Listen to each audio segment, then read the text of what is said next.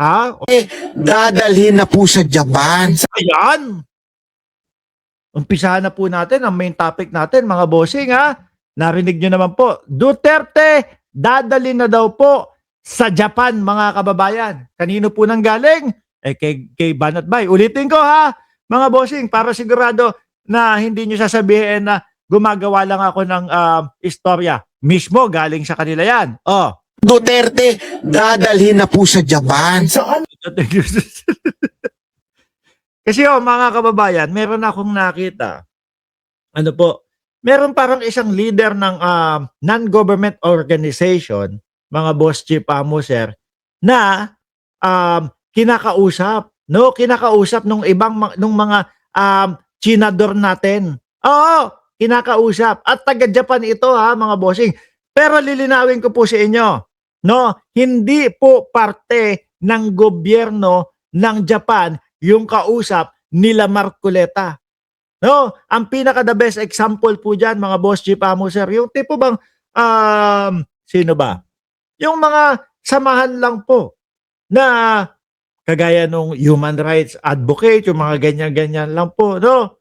Hindi ho talaga nanggaling sa gobyerno ng Japan o walang kapangyarihan sa gobyerno ng Japan, mga bossing. Okay?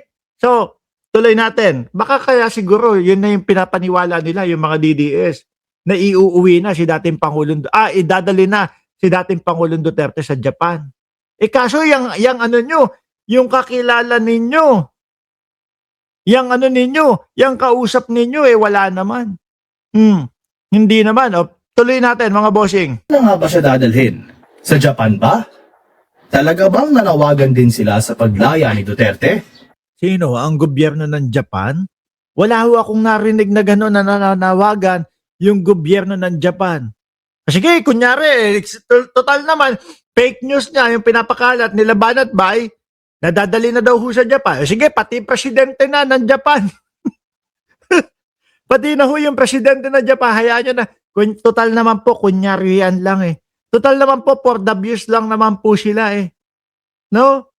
Alam nyo po, mga boss chief sir, kahit siguro po, sinong bansa ang kumausap sa ICC, malabs o malabo po na mapauwi, mabigyan ng pagkakataon ng interim release ang dating Pangulo. Bakit po? Doon pa lang po sa hindi nila pagrespeto sa ICC. Tingin nyo po papayagan yan? Hindi ho. Kasi kapag sinabing interim release, the moment na ipinatawag ka ng ICC para dinggin o humarap doon sa iyong hearing, kailangan lelekba ka na agad doon. Pupunta ka na agad doon. Sa tingin nyo po ba, ibabalik pa nila o hahayaan pa nila na umaten si dating Pangulong Duterte doon sa mga pagdinig na yon, Ma'am Neng Gigi? Tingin ko hindi. At isa yon sa dahilan kung bakit hindi mapayag-payagan yung interim release ng dating Pangulong Duterte. Di ba, BMB, Rose Oimatsu, abnoy yang si Banat Bay, blacklist na yung kalbo here in Japan. Ay, ganon? Bakit? Blacklist si Banat Bay? Ano sabi ni Ma'am Rose Oimatsu? Tuloy natin. Walang ganitong sinabi ang Japan. At oo, kahit ang Japan Home Center. Dahil mali ang mga Japan Home Center, parang yun yung parang yung mga electronic shop, parang yung mga appliances shop. Japan Home Center, wala. pahayag na ito. Sa TikTok post ni All About K1V, Uy, illegal worker. Ang kalbo, ibig sabihin, nag-TNT dyan? Si Banat Bay sa sa Japan? Grabe ha? Ngayon ko lang nalaman. Tuloy. isa na may caption na Tatay Digong release updates noong March 23, sinabi na dadalhin na raw sa Japan si Tayo na talaga kayo, mga DDS. Grabe. Grabe, alam niyo ako yung naaawa doon sa mga followers nila Ako yung naaawa doon sa mga taga-sunod nila. Biruin mo ba naman, sasabihin, i-release na ang dating Pangulong Duterte at lililipat na sa Japan. Tapos yung mga DDS, maniniwala sa kanila. Yung mga DDS, papakinggan sila. Tapos Pagka umasa, pinaniwalaan, kawawi. Pupunta dito sa channel natin. Ang sasabihin, "Oy, Mark Ramos, ano, pahiya ka. Pahiya ka kasi si Duterte pauwi na, pabalik na, papunta na sa Japan." Tapos kapag ka sinabi natin, kinompronta natin, anong pauwi na o papunta na sa Japan? Walang katotohanan yun. Eh di kawawa na naman ho. O di po ba? Alam nyo itong mga vlogger na ito, itong mga DDS mga vlogger na ito, hindi ho naaawa doon sa mga taga-suporta at taga-subaybay nila. No? Pero mo gusto ipahiya. Siyempre yung mga taga-suporta nila susugod naman po sa kung saan-saan channel. Lalaya na si Duterte, magpo-post doon sa kanilang mga Facebook page. Ano mangyayari? Mapaplag, sasabihin, fake news ang ipinapakalat mo. O kahiya-hiya. Yung mga uto-uto naman ng mga DDS, okay lang. Sa susunod ulit, magpe-fake news ulit kami. To, ganun yung style nila eh. Ating Pangulong Rodrigo Duterte. May isa ring hindi tinukoy na lalaki sa post na ito na nananawa Ayan. Yan yung sinasabi natin. Nakausap nila. Kumbaga, wala na makatungkulan doon sa Japan. Pero kung makapagsalita, parang kala mo buong Japan, kala mo buong gobyerno ng Japan ang nananawagan na iuwi si dating Pangulong Duterte. Hindi pwede yan. No? Bumalabs yan. No? Kasi ang ICC, kahit sino pang bansa ang manawagan dyan, itutuloy niyan ang pagdinig sa dating Pangulong Duterte. Kasi yan yung tama. Di ba? Bakit hindi nyo na lang kasi hintayin? Uy, si Miel Rodrigo nandito na. Ba't hindi nyo na lang hintayin? Kunyari, matapos. Yung pagdinig sa kanya. Yun nga lang. Pasensya. Ang sabi kapag yung sinunod, yung araw ng pagdinig, aabot ng 10 taon. Biruin mo, 81 na po ang dating Pangulong Duterte nung nakaraang buwan. Kailan pa ang tapos niya? 91. Tapos ang masaklap pa ho, mga kababayan, baka ang maging resulta pa ay guilty pa. Aray ko naman po. Baka totoo nga yung sinasabi ng isang vlogger nila, 120 years daw makukulong o nakakulong ang dating Pangulong Duterte. Naku, magdilang anghel ka naman sana. sa harap umano ng United Nations para sa humanitarian review at interim release ni Duterte habang may text na Japan calling for FPRR. Uy, naputik, dinamay yung buong Japan, Japan calling for FPRRD. Hindi, baka kayo lang. Kayo ang galawan nyo talaga, galawang DDS no? Kami mga nananahimik na mga Pilipino, hindi naman namin gusto na i-release agad si dating Pangulong Duterte nang hindi natatapos yung kanyang pagdinig. Nang hindi nasasabihan na siya ay acquitted na. Tapos ang sasabihin ng mga DDS, nako, buong Pilipinas o ang majority ng Pilipino gusto nang mapauwi ang dating Pangulong Duterte. Yang ganyan ho, style po niyan, style DDS po yan. Galawang DDS po yan. Sasabihin, buong Japan. Mukha nga walang kamuwang-muwang yung presidente ng Japan kung ano nangyayari. Diyan kay dating Pangulong Duterte. Anong paki nila diyan? Di po ba? Mukhang etong mama na ito, mga bossing, hindi alam yung kanyang pinagsasasabi. Human rights?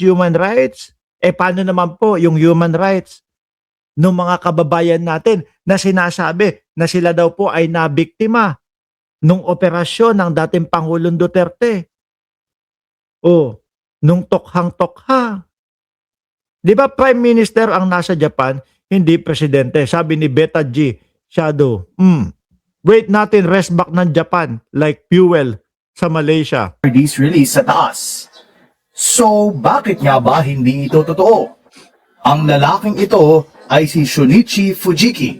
Si Shunichi. Ay, sandali, naalala ko lang ho, mga kababayan. Kung hindi ako nagkakamali, di ba parang, kung di ako nagkakamali, di ba pumunta ang Vice Presidente sa Japan?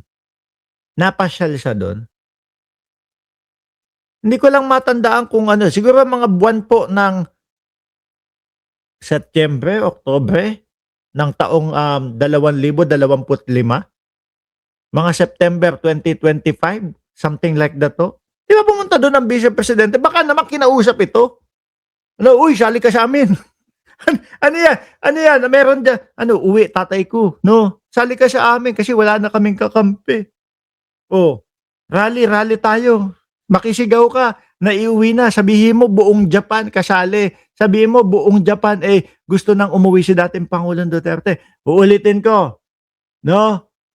Sa pagkakaalam ko at pagkakaintindi ko, hindi uubra yung mga call a friend. Hindi uubra yung madami kang fans, dehins pwede yun. No? Talagang itutuloy, ididiretso yung tamang dapat gawin o yung tamang paglilitis sa dating Pangulong Duterte. Walang artihan dyan, hindi naman po kasi kagaya ng Pilipinas hindi kagaya ng Pilipinas naghahanap ng kakampi. Kasi naalala ko lang ang Vice Presidente pumunta doon sa sa Japan nung mga panahon na iyon No? Paki-correct na lang po ako kung mali yung mga petsa o yung buwan. Pero yung taon alam ko 2025. Isang Japanese researcher na nagsalita sa March 11 session ng United Nations Human Rights Booking na yan Researcher pa Mukhang hindi yata na-research yung mga nabiktima Yung mga kaawa-awa nating mga kababayan na hindi nabigyan ng due process. Researcher pa yan Ibang klase. Council at tumayong representative ng International Career Support Association doon. Ito ay isang non-governmental organization. Kaya ibig sabihin nito, NGO nga. No? Yung kinasasadlakan. Yung kinasasadlakan. Akala mo naman nakulong no? Akala mo, NGO nga yung kinasasapian nitong mama na ito. Ibig sabihin, hindi parte ng gobyerno ng Japan. Pero kung makapagsalita, Japan is calling for FPRRD na iuwi. Ng putek. ay hindi siya kumakatawan para sa Japan sa panawagan sa paglaya ni Duterte sa naturang sesyon. Naku, dinamay pa yung buong Japan. Sana makita, sana marinig ng kung sino man ang kinauukulan ng gobyerno ng Japan ito. Uy, wag mo kami dinadamay tapos kaltukan ninyo, Wala ring opisyal na pahayag ang Japan kaugnay nito.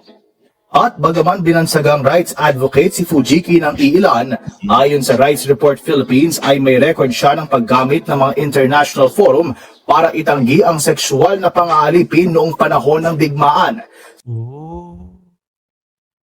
Pero mukhang hindi niya ni-research itong kay dating Pangulong Duterte. Ang tingin ko dito baka pumunta yung Vice Presidente at eto humanap ng kakampi at eto yung napili na maging kakampi. No? Para magsisigaw din sa Japan. Kumbaga mga kababayan, tignan nyo hindi lang Pilipino o Pilipinas ang sumisigaw na iuwi na ang dating Pangulong Duterte, pati Japan. Kaya naman, yung sigaw ni Banat Bay, dadali na sa Japan. Para lang si Sara Duterte, panawagan daw ng mga Pilipino na tumakbo siya bilang president. Hindi ako Hindi ako nananawagan nun Kinakabahan niya ako. Paano kapag nanalo ang Vice Presidente, baka tigok na ako. Hindi yun yung ikinakakaba ko. Ang ikinakakaba ko, kapag nanalo ang Vice Presidente, paano na lang tayong mga Pilipino? Siyempre, makikiharap po yun. Attend sa meeting, yung mga malalaking leader, di ba? Sir Danilo Espejo, tapos siya yung kakatawan, siya yung magiging siya yung magiging parang katawan, kumakatawan sa mga Pilipino. Tapos makikita natin, ito kasi, di ba? Yun yung kinatatakot ko. At yun yung pinapangamba ko na nakakahiya para sa mamamayang Pilipino. Siyempre magre-reflect sa atin yun Tingnan mo yung presidente ng Pilipinas, ni hindi nga marunong makiharap, ni hindi nga kayang makipag-usap doon sa mga world leader. Di po ba? Yun yung pinapangamba ko na nakakahiya.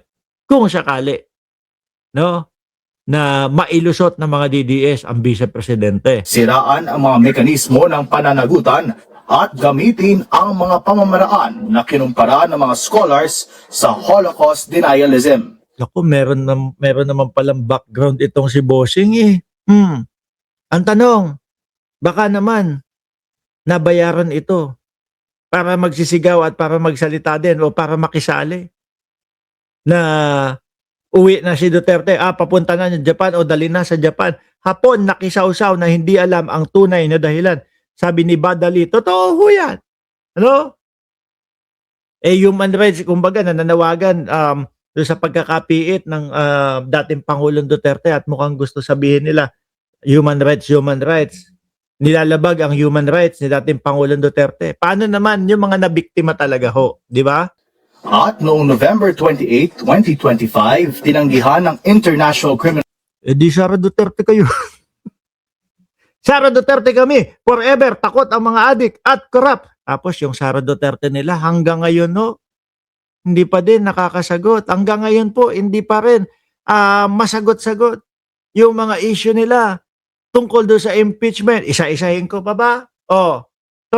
Tuloy natin. Court ang appeal ni Duterte.